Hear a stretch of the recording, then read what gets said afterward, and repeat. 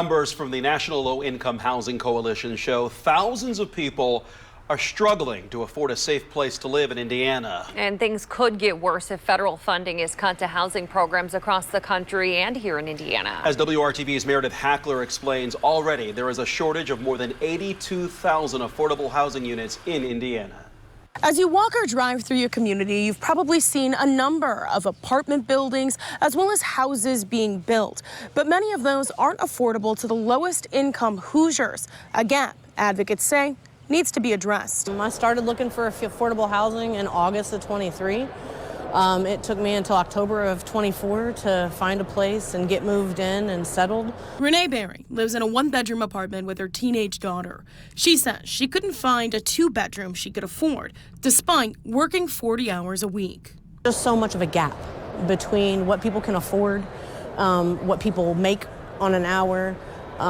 We shouldn't be having to sacrifice medical and be in survival mode just to have a place over our head. It's not just low-income communities that are impacted.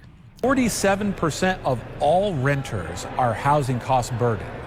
That means that they're spending more than 30% of their income on housing.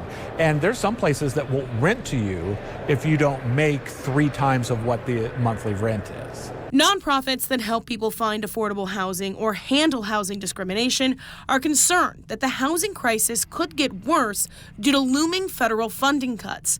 The Fair Housing Center of Central Indiana says it's already felt the cuts from Washington. Grants that go to nonprofit organizations like mine to fight housing discrimination were terminated. The notice really didn't give a reason as to why the grants were terminated. We'll say I've worked in fair housing since 1997 through several different administrations, have never had this happen before. The Fair Housing Center says they're already having to restrict programs. While they support audits, they say the cuts could hurt the most vulnerable in the Hoosier state. No analysis or evaluation as to outcomes that program has achieved. It's just simply not the way to do that. So in Indianapolis, Meredith Hackler, WRTV. There was a 1.4% decrease in the housing gap over the past year, but if Indiana continues at that rate, it would take 70 years to close the housing gap. Well, here's a snapshot of the housing market in central Indiana. According to MyBor Realtor Association, which covers 17 counties in central Indiana, the median sales price in January was $292,000. Houses were on the market for an average of 38 days, and there was a 2.5-month supply of inventory available. And by the way, the average rate on a 30-year mortgage edged higher this week, ending a 7-week slide.